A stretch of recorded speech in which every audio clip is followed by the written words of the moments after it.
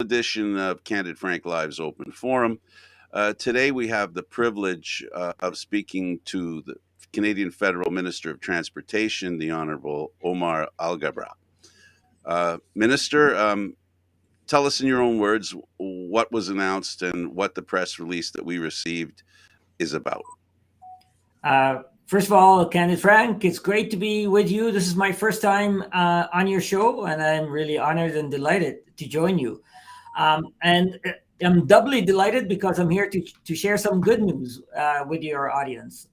Canada just announced, I just announced on behalf of our government, the expansion of the air transport agreement with Colombia to lift the cap on the number of flights per week between our two countries. Currently, or previous to the announcement, we had a limit on 14 commercial flights a week, 14 plus 14 cargo flights a week. Now, with this new expanded agreements, there are no longer a cap on the number of flights. So that is great news for those who travel to Latin America, to Colombia, and the surrounding countries. Indeed, Colombia is our largest air transportation market in Latin America. So this is great news for those who want more options and more convenience. Yeah, I guess the first question I have is that there's an approved maintenance organization that airlines and transports need to be connected to. In other words, after 100 hours, a flight needs to be checked by an approved maintenance organization, a member of that, a mechanic from that organization. The reason I ask this question is that what it sounds to me, and and you can help me understand, I hope, this makes Colombia kind of a lily pad, if you will. If we were in a pond and you know how a frog jumps from lily pad to lily pad, they can land in Colombia. They can do a lot of things while they're there, I assume, as long as they meet the AMO.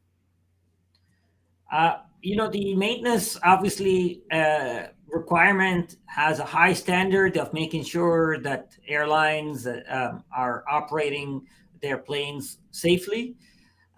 So there are guidelines and requirements depending on, I guess, the country where they're at or the plane, etc. There are a lot of technical requirements that I probably we could. I need other experts to share their opinion on it. But yes, the fact that, look, overall, the broader point is that this expanded agreement with Colombia not only offers more choices to people who want to travel to Colombia, but it offers more choices to people who want to travel to the region. So yes, Colombia is, as I said, the largest destination in Latin America. And I'm sure it's not just for people who end up in Colombia, they end up going in the region. So this is great news for those who travel to the region.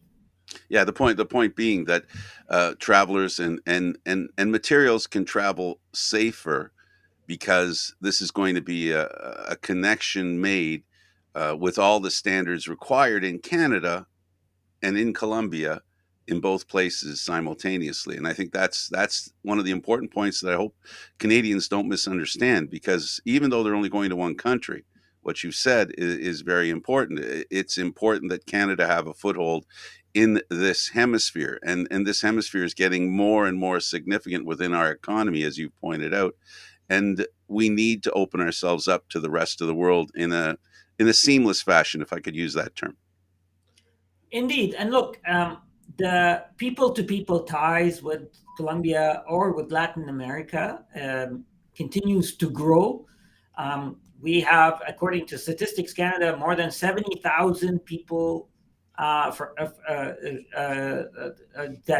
are from Colombia in Canada. If you expand Latin America, you're talking about hundreds of thousands of Canadians, and then their families, their friends. But there are also businesses who do work back and forth. So this is good for people, good for our trade, good for our businesses. I can't tell you the number of benefits that this will offer Canadians. But even I want to add, in the context of couple of years of a dramatic reduction of travel because of COVID. It's nice now to feel that we're coming out of COVID, where we're adding a new energy to our travel industry, to our airline industry, to our trade industry. So it's really great news. Yeah, it's as if, if I could draw a parallel, part of the reason why we have such problem with inflation is a lot of people have not spent money over a period because of the pandemic. It's not only money that they haven't spent; it's also ideas. So you must have a lot of ideas that are finally getting a chance to be acted on, which is like this one.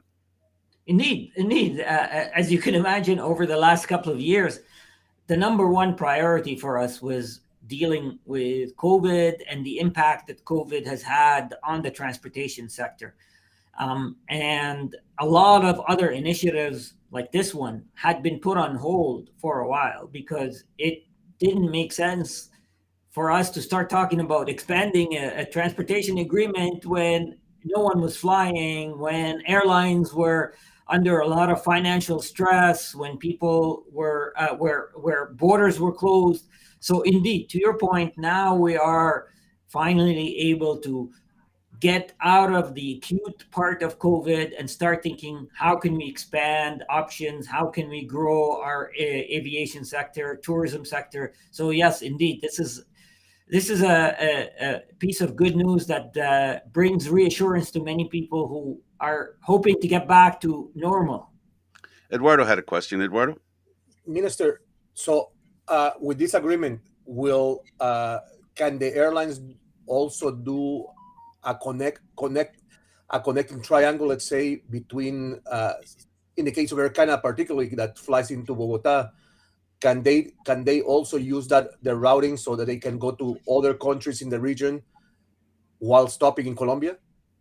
So it's going to depend on the other countries, right? And what kind of agreement we have with them. Yes, in theory, yes, but it's going to depend on which country, what kind of agreement we have on different landing rights, etc. But in theory, yes. Yeah, so then really what you're talking about is, and this is going to put pressure on some of those countries because Canada will have the viability to go to countries to do business, to offer whatever it is that people want in those countries much easier now. And maybe now this will put it'll be like a linchpin for opening up other connections and maybe agreements, as does happen when there's agreements between two countries. If they're beneficial, no country sits on the sidelines while that's going on. They want to be a part of it too, right? Yes, indeed. And look, this is good also for the Colombian airline, Avianca. They also are able to do the same. And Eduardo, to answer your question, and by the way, most airlines, and I'm not going to speak on behalf of Air Canada, what they also do is they have code-sharing arrangements with other airlines. So therefore, Air Canada can sell a one ticket to a final destination, but maybe the second leg of the travel uses a different airline, but to the passenger, they just bought one ticket from Air Canada or any other airline. Yeah, we have that same system here in Canada because of Regina being such a small, small airport and a small service. They have to go through Calgary to go to Toronto, or through Calgary to go to BC, or through Calgary to go international. Yes, So indeed. the other question I had, Minister, is with regards to the immigration regulations coming into effect, because as we know, Colombia is one of the largest exit sites for Venezuelans in the region. How is that going to be affected? How is or have you talked with the Minister of Immigration Canada in regards to this before this was placed into effect? Yeah, look, again, expanding this airline or air transport agreement offers so many benefits, and that's one of them.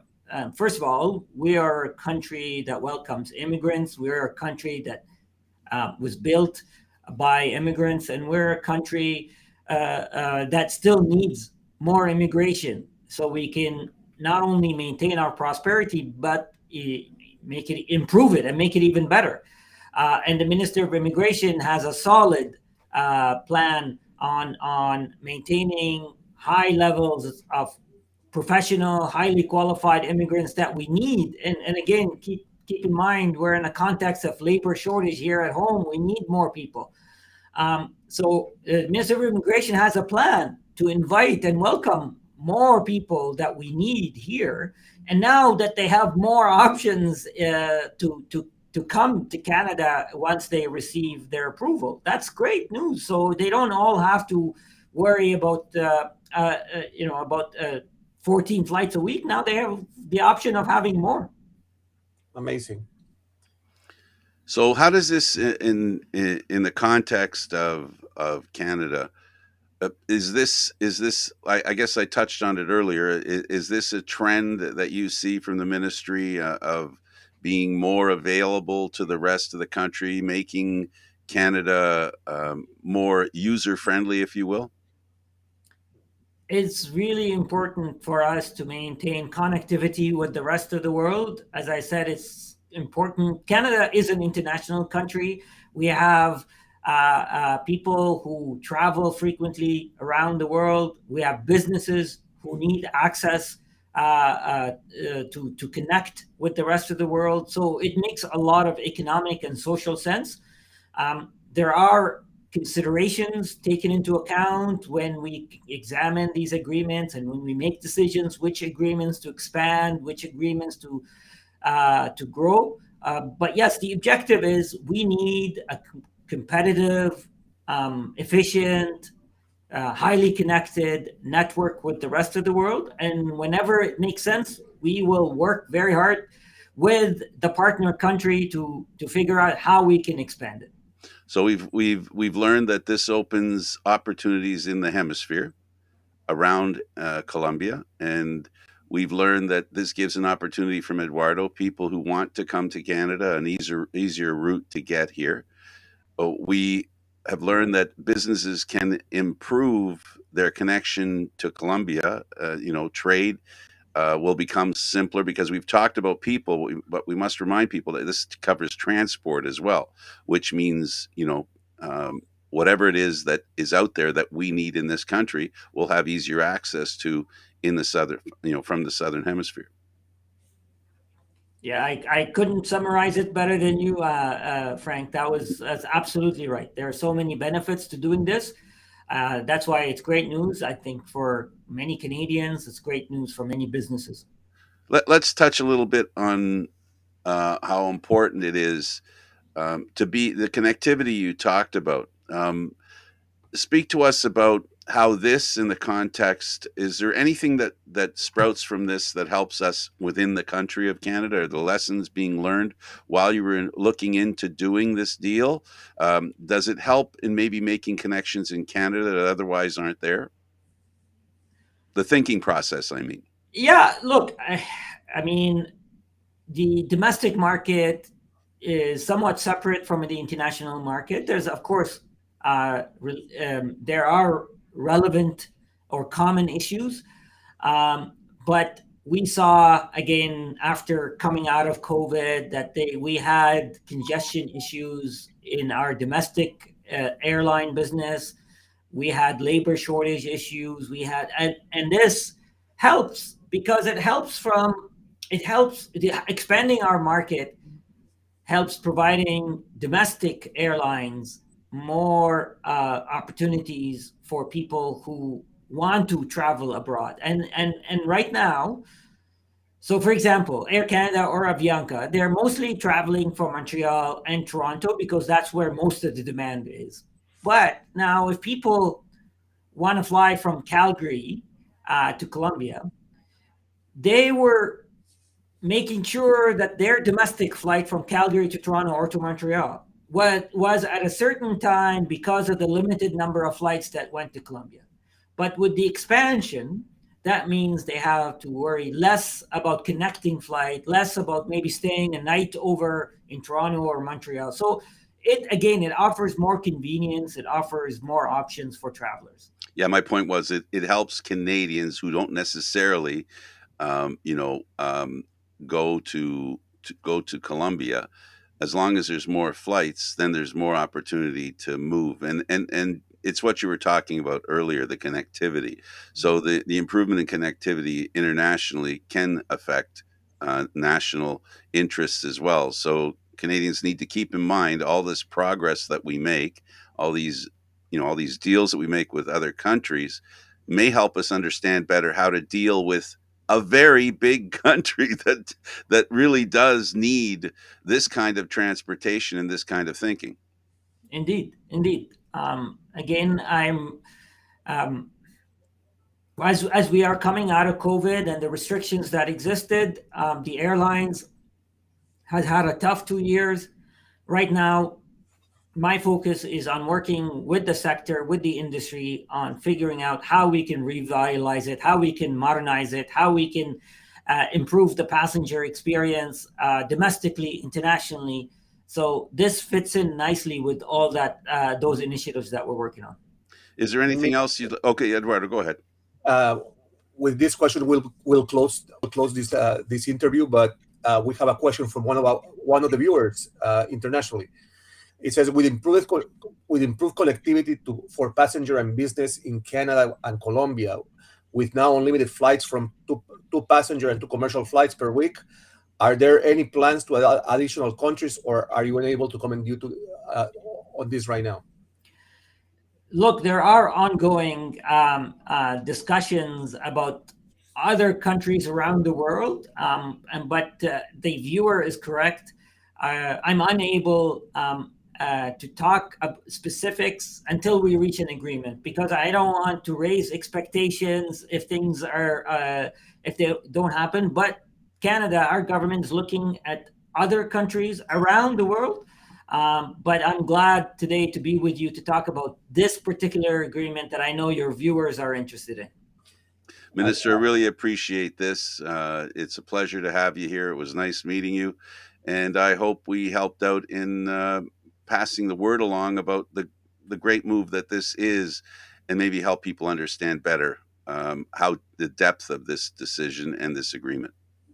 Thank you, Eduardo. Thank you, Frank. It's a pleasure to be with you, and I'm grateful to the work that you're doing. You're providing information to your audience in a different twist, because sometimes the large media organizations don't offer this particular details or this particular focus. So I'm grateful to be with you and share that good information with your viewers.